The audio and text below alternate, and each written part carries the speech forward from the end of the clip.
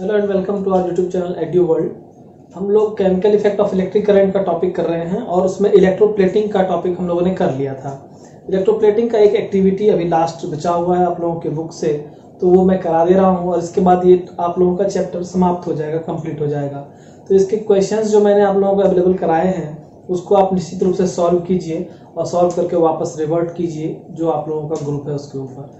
जो भी स्टूडेंट्स हम लोग साथ जुड़ गए हैं आप लोग अपना नाम जरूर लिख दें, अपना क्लास लिख दें और साथ में इस वीडियो को शुरू से अंत तक देखें, तभी माना जाएगा कि आप लोग साथ साथ चल रहे हैं। मैं देख रहा हूं, मैं आप लोगों के साथ जुड़ा हुआ हूं प्रीमियर में और आप लोग इसको कंप्लीट शुरू से लेकर लास्ट तक वीडियो को देखेंगे। कहीं समझ में अगर नहीं आता है तो comment box side chat box में आप लोग निश्चित वहां पर लिखेंगे, तो फिर मैं हो सकता है एक और वीडियो इसका बना करके आप लोगों को उसको समझाने का प्रयास करूंगा अगर समझ में ना आया होगा तो। वैसे उम्मीद है आप लोगों को निश्चित रूप से ये समझ में आ जाएगा। तो ये चैप्टर खत्म हो जाएगा, इसके बाद हम लोग कुछ बेसिक्स शुरू करेंगे दूसरे चैप्टर में। आइए इसको कंटिन्यू करते हैं। इलेक्ट्रोप्लेटिंग का प्रोसेस जो है वो स्टडी करेंगे हम लोग आज। एक लेवल डायग्राम के साथ में एक रॉड, मेटल रॉड से दूसरे मेटल पर एक हम लोग परत चढ़ाएंगे, कोटिंग करेंगे और ये इलेक्ट्रोप्लेटिंग यानी इलेक्ट्रोलाइसिस के प्रोसेस के थ्रू ही केमिकल डिकम्पोजिशन करवा के इलेक्ट्रोलाइट कर किया जाएगा। आप लोगों में किसी ने अगर इसके पहले के वीडियोस को नहीं देखे हैं तो ये प्रीमियर खत्म होने के बाद वो चैनल एड्यू वर्ल्ड के प्लेलिस्ट में जाकर के और निश्चित रूप से ऐड किया फिजिक्स के प्लेलिस्ट में वो वीडियोस आपको मिल जाएंगे, आप वहां निश्चित रूप से देख लेंगे। जितने भी स्टूडेंट्स देख रहे हैं आप लोग चैनल को सब्सक्राइब कर लें और बेल आइकन को दबा करके पर्सनलाइज्ड ऑल पे क्लिक कर दें, ताकि जैसे प्रीमियर स्टार्ट होने वाला होगा उसके पहले आप लोगों को नोटिफिकेशंस मिल जाएंगे कि प्रीमियर या क्लासेस शुरू होने वाली है। तो इतना आप लोग जरूर कर लें। मीनवाइल बीच में अगर आप लोगों को सेशन अच्छा लगता जा रहा है तो आप लोग लाइक और सब्सक्राइब करते रहें, शेयर करते रहें। देखिए एक्टिविटी है हमारा to study the process of electroplating. Electroplating के प्रोसेस को स्टडी करना है।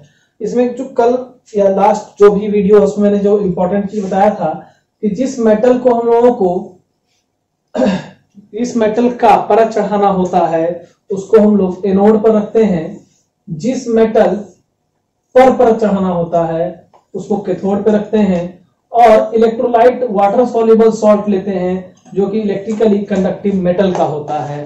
तो तीनों चीज आप लोग अच्छे से समझ चुके कि जो मेटल ऑब्जेक्ट से परत चढ़ाना है वो एनोड पर रहेगा, जिस मेटल ऑब्जेक्ट पर परत चढ़ाना है वो कैथोड पे रहेगा।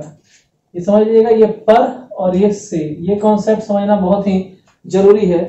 से और पर का, जिससे चढ़ाना है और जिस पर चढ़ाना है, तो जिससे चढ़ाना है वह लेंगे एनोड पर और जिस पर चढ़ाना है वह आएगा कैथोड पर। यहां अगर आप देखें तो ये क्लियर हो जाएगा आप लोगों को। ये देखिए ये सभी क्लास के लिए इंपॉर्टेंट है, क्लास 6, 7, 8, 9, 10 या जो पास आउट हो गए हैं उन सब के लिए। देखिए बेस तो कॉमन होता है हर क्लास के लिए, तो बेस तो जाना निश्चित रूप से आवश्यक है। बेस अगर आप सीख लेंगे तो आपको हर क्लास में महत्वपूर्ण होगा। आगे जाकर के जब आप उस चैप्टर को पढ़ेंगे तो वहां आपको ऐसा नहीं लगेगा कि क्या है मुझे समझ में नहीं आ रहा है, क्योंकि जिस क्लास का टॉपिक होगा उस क्लास के टॉपिक को वहीं शुरू किया जाएगा। मेरी बात दूसरी है, मैं किसी भी टॉपिक को ऐसे पढ़ाता हूं कि अगर आपने उसको पहले कभी नहीं भी पढ़ा या आप जानते नहीं है तो भी उसको आप बहुत अच्छे तरह से समझ जाएंगे, क्योंकि मैं उसमें जो जो चीजें नेसेसरी होती है, जो जो छोटे से छोटे पॉइंट जरूरी होती है, मैं उसे डील जरूर कर देता हूं। लेकिन ऐसा और क्लासेस में नहीं हो सकता है। तो आप लोग इस भरोसे मत बैठिए कि जब मैं उस क्लास में जाऊंगा या उस क्लास में मैं पहुंचूंगा तब जब मैं पढ़ाई शुरू करूंगा तब मैं उसको पढ़ लूंगा। नहीं, आज ही अपना बेस को आप तैयार कीजिए। आप सभी स्टूडेंट बहुत ही मेहनती हैं, आप लोग बहुत अच्छा कर रहे हैं। आप लोग इसको कंटिन्यू पेस में करते रहिए, इसी रफ्तार से और दुगनी रफ्तार से आगे बढ़िए।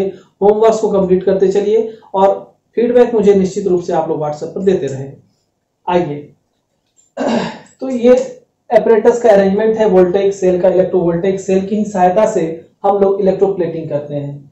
तो ये इलेक्ट्रोवोल्टेइक सेल है या वोल्टा सेल है। आइए, जिस ऑब्जेक्ट से हम लोगों को कोटिंग कराना होता है उसको हम लोग एनोड पर लेंगे, जिस ऑब्जेक्ट पर कोटिंग कराना है उसको कैथोड पर लेंगे। तो हमें यहाँ पर यह जो प्रोसेस हो रहा है इसमें करना क्या है, कॉपर की परत चढ़ानी है एक आयरन ऑब्जेक्ट पर और ये आयरन ऑब्जेक्ट हमने लिया हुआ है स्पून। क्लियर है, समझ में आ रहा है? चैट बॉक्स में यस लिखिए। गुड, चलिए तो कॉपर जो है वो आयरन ऑब्जेक्ट पर चढ़ाएंगे हम लोग कॉपर का और वह आयरन ऑब्जेक्ट है हमारा स्पून। ये ग्रीन कलर से मैंने इसको ड्रॉ किया हुआ है ताकि ये विभिन्न दिखे। ऐसा ग्रीन कलर का तो नहीं होगा आयरन ऑब्जेक्ट, ये मात्र एक सिंबलाइज करने के लिए है। तो ये स्पून जो हमारा है, पहले आप देखिए इसमें क्या क्या चीजें लगी हुई हैं। ये आयरन स्पून है जिसको देखिए हम लोग बैटरी के नेगेटिव टर्मिनल यानी कैथोड से जोड़े हुए हैं।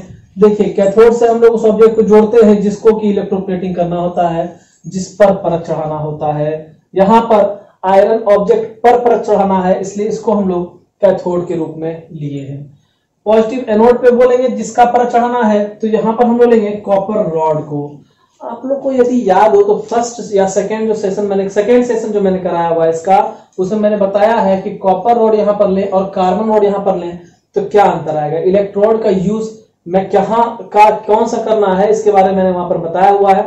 आप निश्चित रूप से उस वीडियो को दोबारा देखें। इस चैप्टर को खत्म हो जाने के बाद आप सभी लोग फिर से एक बार जाके प्लेलिस्ट में और सारे वीडियोस को एक बार पूरी तरह से चारों को देख लेंगे तो आप लोगों का बिल्कुल पूरा का पूरा ये चैप्टर क्लियर हो जाएगा। अच्छी तरह से आप लोगों को कॉन्सेप्ट आ जाएगा। इसके नोट्स भी आप लोगों को बनाने हैं, मुझे सेंड करने हैं और क्वेश्चन आंसर भी सॉल्व करना है। तो देखिए यहां पर जो हम लोग इलेक्ट्रोड ले रहे हैं ये कॉपर का रॉड है। ध्यान रखिएगा, कॉपर का पर चढ़ाना है तो कॉपर का इलेक्ट्रोड लेंगे। कहां लेंगे? पॉजिटिव यानी कि एनोड पर। पॉजिटिव टर्मिनल ऑफ बैटरी से जो कनेक्टेड रहेगा वो एनोड कहलाएगा और नेगेटिव टर्मिनल से जुड़ा रहेगा वो कैथोड कहलाएगा। तो यहाँ पर स्पून आयरन स्पून है। ये हम लोगों ने एक स्टैंड लिया हुआ है जिसकी सहायता से इस स्पून को यहाँ हम लोग ये देखिए स्पून को यहाँ पर हैंग किया हुआ है इसकी सहायता से। उसके बाद ये वायर्स हैं, ये एक प्लग की है या इसको आप लोग स्विच भी कह सकते हैं, प्लग की या स्विच है। ये डीसी सोर्स बैटरी है। इसके अंदर यह जो आप ब्लू सॉल्यूशन देख रहे हैं ये कॉपर सल्फेट इलेक्ट्रोलाइट है। ये ब्लू कलर से मैंने अलग तरीके से बनाया है। इलेक्ट्रोलाइट क्या होता है? जो कि आयन से टूट जाता है, Cu2+ और SO4 डबल माइनस में टूट जाएगा और क्या करेगा? इलेक्ट्रिसिटी को कंडक्ट कराएगा। तो इलेक्ट्रोलाइट का ये यूज होता है। तो कॉपर का ही यहाँ पर इलेक्ट्रोलाइट हमने लिया है कॉपर सल्फेट, क्योंकि इलेक्ट्रोलाइट हम लोग वही लेंगे वाटर सॉल्युबल सॉल्ट लेंगे, इलेक्ट्रिकली कंडक्टिव मटेरियल मेटल का। क्लियर है? सब चीजें मुझे लग रहा है अभी आप लोगों को समझ में आ गई है। अब चलिए इलेक्ट्रोप्लेटिंग की प्रोसेस को समझते हैं। जैसे ये प्लग की को ऑन किया गया, स्विच को ऑन किया गया, हम लोग जानते हैं कि नेगेटिव टर्मिनल जो होता है वो इलेक्ट्रॉन रिच टर्मिनल होता है। जानते हैं ना? कमेंट में बताइए। बहुत अच्छे। ये इलेक्ट्रॉन रिच टर्मिनल होता है। यहां से इलेक्ट्रॉन्स निकलेंगे और इनकी दिशा इलेक्ट्रॉन की ये होगी, देखिए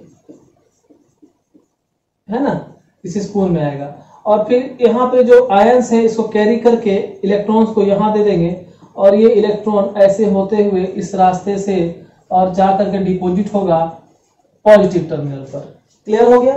तो जो पाथ है इलेक्ट्रॉन के मूवमेंट का मैंने बताया था, उसके विपरीत दिशा में करंट आता है। तो ये करंट ऐसे ऐसे और ये इस दिशा में, यहां से इस दिशा में, इस दिशा में, यहां से इस दिशा में, यहां आ जाएगा। तो फ्लो ऑफ इलेक्ट्रॉन जो है वो negative terminal to positive terminal and flow of electron अगर कहा जाए तो जी बिल्कुल, फ्लो ऑफ इलेक्ट्रॉन अगर कहा जाए तो नेगेटिव टू पॉजिटिव और फ्लो ऑफ करंट अगर कहा जाए तो पॉजिटिव टू नेगेटिव। यहां मैं लिख ही देता हूं फ्लो ऑफ इलेक्ट्रॉन। आप लोगों ने कॉपी पेन लिया हुआ है तो नोट करते चलिए और नहीं लिया है तो निश्चित रूप से भी ले लीजिए। फ्लो ऑफ इलेक्ट्रॉन और फ्लो ऑफ करंट का अगर डायरेक्शन की बात की जाए तो ये होता है नेगेटिव टर्मिनल से पॉजिटिव टर्मिनल की ओर और करंट होता है पॉजिटिव टर्मिनल से नेगेटिव टर्मिनल की ओर। जो 10th वाले या 9th वाले या 8 वाले स्टूडेंट्स या 7 वाले स्टूडेंट्स या 6 वाले स्टूडेंट जो भी क्लास के स्टूडेंट्स हैं वो सब के सब जुड़े रहिएगा शुरू से अंत तक। आप सभी लोगों के लिए ये निश्चित रूप से बहुत ज्यादा इंपॉर्टेंट है। मे बी लॉकडाउन के बाद ऐसी सुविधा ना मिल पा सकती है कि मैं आप लोगों को फिर से ये क्लास लूं या पढ़ा पाऊं, लेकिन अभी मैं निश्चित रूप से आप लोगों को जितना हो सकता है उतना देने का प्रयास कर रहा हूं। समय के कारण हो सकता है इसके बाद ये समय ना मिल पाए, अभी आप लोग इसका अधिक से अधिक फायदा उठाएं। देखिए जैसे करंट का यहाँ कंडक्शन शुरू हुआ, सबसे पहले इलेक्ट्रोलाइट जो है CuSO4 ये टूट जाएगा Cu2+ में और SO4 डबल माइनस में।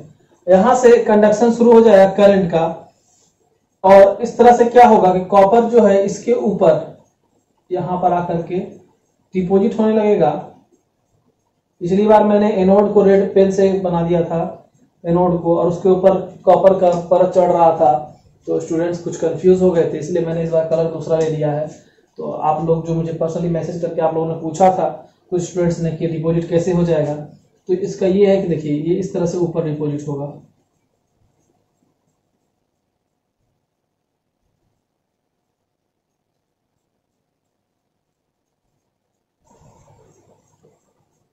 अब आप लोगों को मुझे नहीं लगता है कोई दिक्कत होगा कि रेड डिपोजिशन ऊपर कैसे हो रहा है। तो यह क्या होगा, ये कुछ देर के बाद, ये नहीं कि स्विच दिया और तुरंत हो गया, ये रिएक्शन होगा उसके बाद होगा। तो इसको मैंने समझाने का प्रयास किया लिख करके। देखिए जैसे समय धीरे धीरे गुजरता जाएगा आप लोग देखेंगे कि एक रेडिश डिपॉजिट लाल रंग का एक परत चढ़ जाता है, किसका, कॉपर मेटल का। ये कॉपर जो है इसका, इसके ऊपर, और फिर आयरन स्पून, इस आयरन स्पून के ऊपर लाल कलर का परत चढ़ जाता है। इसलिए आप कह सकते हैं कि आयरन ऑब्जेक्ट जो है वह इलेक्ट्रोप्लेट हो गया है कॉपर के द्वारा, और उसमें प्रोसेस का जो इस्तेमाल हम लोगों ने किया वो इलेक्ट्रोप्लेटिंग का पद्धति है, इलेक्ट्रोलाइसिस का पद्धति से इलेक्ट्रोप्लेटिंग की पद्धति में बदल गया है। यहाँ पर दो रिएक्शन हो रहे हैं, एक कैथोड पर और एक एनोड पर। देखिए कैथोड ये वाला टर्मिनल है, निगेटिव टर्मिनल, यहां पर क्या रिएक्शन हो रहा है देखिएगा, ये जो कॉपर आयन है यहां पर जो सॉल्यूशन में कॉपर आयन जो टूट गया Cu2+ में, यह क्या करेगा, यह चला जाएगा आपका इस टर्मिनल पर। क्यों अट्रैक्ट होगा, क्योंकि इसके ऊपर प्लस चार्ज है और ये इलेक्ट्रॉन निगेटिव है। तो हम लोग जानते हैं कि विपरीत चार्ज एक दूसरे को अट्रैक्ट करते हैं, इसलिए यह जो है एक दूसरे को अट्रैक्ट करेंगे। तो कॉपर जो आयन है वो प्लस के फॉर्म में, मेटल जो होते हैं वो इलेक्ट्रोपॉजिटिव होते हैं नेचर में, नॉन मेटल जो होते हैं वो इलेक्ट्रोनेगेटिव होते हैं नेचर में। यह मैं आप लोगों को केमिस्ट्री के क्लास में, इसके बाद हो सकता है मैं इसी का बेसिक्स शुरू करूं, तो उसमें आप लोगों को मैं ये सारी चीजें बताऊंगा। आयन्स क्या होते हैं, एटम से आयन कैसे बनता है, इलेक्ट्रॉन्स का ट्रांसफर कैसे होता है, चार्ज एटम पर कैसे आता है। निश्चित रूप से इसके बाद मैं ऐसा ही एक वीडियो लेकर आप लोगों के सामने आऊंगा और निश्चित रूप से उस पर हम लोग बहस करेंगे, उस पर बात करेंगे, उस पर जो भी शंका होगा वो दूर करेंगे। तो देखिए कैथोड पर क्या हो रहा है, कॉपर जो सॉल्यूशन में आ रहा है वह यहां पर आकर के इस, चूंकि यहां पर तो इलेक्ट्रॉन रिच है, इलेक्ट्रॉन के पास अधिक है, तो इलेक्ट्रॉन इससे ले रहा है, और कॉपर में इलेक्ट्रॉन की डिफिशियंसी है, तब इसके ऊपर 2 प्लस चार्ज है। जैसे ही यह कॉपर 2 इलेक्ट्रॉन को ले लेगा, यह कॉपर मेटल या एटम में बदल जाएगा और यहां पर डिपोजिट हो जाएगा। इस तरह से करके पूरे के ऊपर कॉपर का डिपोजिशन हो जाएगा। तो यहां पर क्या होगा, कॉपर ने एक्सेप्ट किया इलेक्ट्रॉन को और क्या हो गया, रिड्यूस हो गया। यह लाइन बिल्कुल इसी तरह से याद रखेंगे कि कॉपर जो है एक्सेप्ट करता है इलेक्ट्रॉन को एट कैथोड और रिड्यूस हो जाता है और वहां पर डिपोजिट हो जाता है। समझ गए। अब देखिए इसी समय पर क्या होता है, कैथोड में जो काम हो रहा है, इसी समय पॉजिटिव यानी एनोड पर क्या होता है कि कॉपर एटम जो होता है इस कॉपर रॉड का, यह क्या करता है, इलेक्ट्रॉन को लूज करता है। इसमें चूंकि ये तो पूरा कॉपर से ही बना हुआ है, रॉड है तो पूरा का पूरा कॉपर से बना हुआ है, तो कॉपर जो है वो क्या करता है, 2 इलेक्ट्रॉन को लूज करता है, और 2 इलेक्ट्रॉन को लूज करने के बाद यह कॉपर आयन में बदल जाता है। यहां से क्या मिला हमको, कॉपर आयन, और यहां पर क्या मिला हमको, कॉपर मेटल या एटम। एटम किसका होगा, मेटल का होगा। समझ रहे हैं बात को। यहां पर क्या मिल रहा है, कॉपर आयन, यहां पर क्या मिल रहा है, कॉपर मेटल। ध्यान रखेंगे एनोड और कैथोड पे अलग अलग रिएक्शन हो रहा है। तो उसी समय पर क्या हो रहा है, कॉपर एटम जो है वह कॉपर रॉड पर, कॉपर रॉड से कॉपर एटम जो है निकल रहा है और वो आयन में बदल जा रहा है। इसको अगर हम लिखें क्वेश्चन जो रिएक्शन के फॉर्म में, तो Cu loses its electron, Cu atom loses its electron and form copper ion। अब यहां पर देखिए कॉपर आयन है, अच्छा यहां पर Cu2+ तो बना था, SO4 भी बना था, और यह जो SO4 था यह सॉल्यूशन में ही रह गया था, इसका कहीं कंजम्पशन हुआ नहीं। यह कॉपर 2+ तो चला गया और इस पर डिपोजिट होता चला गया, लेकिन यह तो सॉल्यूशन में रह गया है। समझ में आ रहा है या नहीं आ रहा है, आप लोग कमेंट बॉक्स में अभी बताइए, साइड वाले चैट बॉक्स में निश्चित रूप से बताइए आप लोगों को समझ में आ रहा है नहीं आ रहा। अपने नाम लिख करके और उसमें यस या नो लिखेंगे। चलिए बहुत लोगों को समझ में आ रहा है, वेरी गुड। अब देखिए ये यहां से कॉपर आयन जो है वो तो यहां चला गया, डिपोजिट हो गया, लेकिन सल्फेट SO4 आयन वो सॉल्यूशन में ही रह गया था। तो अब ये जो कॉपर ने Cu2+ आयन बनाया है एनोड पर, यह आएगा सॉल्यूशन में SO4 2- के साथ में, और इस सॉल्यूशन में Cu2+ और SO4 डबल माइनस आपस में मिलकर के आयनिक बॉन्ड बना करके CuSO4 बनाएंगे। यानी विद इन द सॉल्यूशन जो कॉपर का खपत हो रहा है वह इसके द्वारा पूरा किया जा रहा है, यानी सॉल्यूशन में कॉपर सल्फेट की मात्रा हमेशा बनती जा रही है। तो इसलिए हम लोग कहेंगे कि यह जो कॉपर आयंस हैं वो कंबाइन होंगे सल्फेट आयंस के साथ सॉल्यूशन में और कॉपर सल्फेट का निर्माण करेंगे। तो इस तरह से आप कहेंगे कि यह जो मेटल है, यह मेटल भी तो खर्च होगा, बिल्कुल होगा। यही तो मेटल यहाँ से खर्च हो रहा है जो सॉल्यूशन में आता जा रहा है और सॉल्यूशन से इस पर डिपोजिशन हो रहा है। जितना इस पर डिपोजिशन होगा उतना ज्यादा इससे खपत भी होगा। यह बात को आप लोग ध्यान रखिएगा। हर मेटल का परत हर किसी पर नहीं चढ़ेगा, ये डिपेंड करेगा उसके रिएक्टिविटी पर। फिलहाल आपके सिलेबस तक के लिए इतना जानना पर्याप्त है। इसके बाद मैं एक चार्ट में आप लोगों को बता देता हूँ कि कौन सा कुछ मेटल्स ऐसा लेकर के कि उसको जो है इलेक्ट्रोलाइट करके इस तरह से उसका कौन सा इलेक्ट्रोलाइट लेंगे, उसका इलेक्ट्रोलाइसिस कराने में एनोड और कैथोड पर क्या क्या लेंगे। तो यह चैप्टर हम लोगों का आज समाप्त हो जाएगा। इसके बाद आप लोगों को इसके नोट्स भी बनाने हैं। तो आइए अब देखते हैं एक टेबल के फॉर्म में। आइए देखते हैं कि किस तरह की इलेक्ट्रोप्लेटिंग के लिए हम लोग कौन से एनोड और कौन से कैथोड को बनाएंगे और इलेक्ट्रोलाइट का कौन सा इस्तेमाल करेंगे। तो जब हमें कॉपर का इलेक्ट्रोप्लेटिंग कराना होगा कॉपर के साथ में, तो एनोड पर हम लोग वह कॉपर का मेटल का रॉड या प्लेट दोनों में से कोई भी चीज लेंगे। कैथोड पर हम वह आर्टिकल या मेटल लेंगे जिस पर हमें कॉपर का परत चढ़ाना है और हमारा इलेक्ट्रोलाइट होगा कॉपर सल्फेट सॉल्यूशन CuSO4, इसका रासायनिक सूत्र है। जब हमें सिल्वर के साथ इलेक्ट्रोप्लेटिंग करानी होगी तब हम लोग सिल्वर का रॉड या प्लेट एनोड पर लेंगे और वह आर्टिकल या मेटल जिसके ऊपर सिल्वर को चढ़ाना है वह हम लोग कैथोड पर लेंगे और इसका इलेक्ट्रोलाइट जो होगा वो सिल्वर नाइट्रेट सॉल्यूशन होगा, AgNO3 सॉल्यूशन, वाटर सॉल्युबल। उसके बाद जब हमें निकेल का इलेक्ट्रोप्लेटिंग कराना होगा तो हम लोग एनोड पर निकेल की रॉड या निकेल का प्लेट लेंगे और कैथोड पर हम लोग वह आर्टिकल या मेटल लेंगे जिस पर हमें निकेल की परत चढ़ानी है और सॉल्ट जो इलेक्ट्रोलाइट होगा मेरा वो निकेल अमोनियम सल्फेट होगा, NiSO4 NH4 SO4.6H2O। ये कोऑर्डिनेशन कंपाउंड है जिसके बारे में आपको बाद में पढ़ना है, 12th में पढ़ना है। अब देखिए इलेक्ट्रोप्लेटिंग जब हमें क्रोमियम के साथ कराना होगा तो यहाँ पर हम लोग क्रोमियम की रॉड या क्रोमियम का प्लेट लेंगे और इसको एनोड पर रखेंगे। वह मेटल या आर्टिकल जिसको कि हम लोगों को क्रोमियम से प्लेट करना होगा उसको कैथोड बनाएंगे और क्रोमिक एसिड H2Cr2O4 के सॉल्यूशन को हम लोग इलेक्ट्रोलाइट के तौर पर इस्तेमाल करेंगे। तो यहाँ से अगर फिर से हम लोग देखें तो इलेक्ट्रोप्लेटिंग में हमें एनोड पर वह मेटल लेना है जिससे दूसरे पर परत चढ़ाना है, कैथोड पर वह मेटल लेना है जिस पर दूसरे का परत चढ़ाना है और सॉल्यूशन में हम लोग को इलेक्ट्रोलाइट उस मेटल के अनुसार लेना है जो वाटर के सॉल्युबल होगा। तो यहाँ तक आप लोगों ने सब चीज समझ लिया है। अगर आप लोगों को सब चीज समझ में आया, सब चीज पढ़ने में अच्छा आया, मजा आया, तो आप लोग कमेंट बॉक्स में भी कह सकते हैं और लाइक बटन प्रेस करें, सब्सक्राइब बटन प्रेस करें, बेल आइकन को दबा लें लेटेस्ट नोटिफिकेशंस को पाने के लिए और अधिक से अधिक बार वीडियोस को देखें ताकि आप लोग उसको याद हो जाए बिल्कुल आप लोगों को। इसके बाद आप लोग फिर से स्टार्टिंग से इसके जितने भी सीरीज हैं उसको कंप्लीट देखें, क्योंकि मैं ये चैप्टर खत्म हो चुका है। इसके बाद मैं कुछ आप लोगों को समय दूंगा 1-2 दिन का रेस्ट का। इस चैप्टर के बाद फिर दूसरा चैप्टर स्टार्ट किया जाएगा किसी दूसरे टॉपिक के साथ में और फिर वहां से हम लोग फिर कंटिन्यू करेंगे। मैथ्स का सेशन भी आप लोगों का अपलोड हो चुका है, उसको भी आप लोग देख चुके होंगे।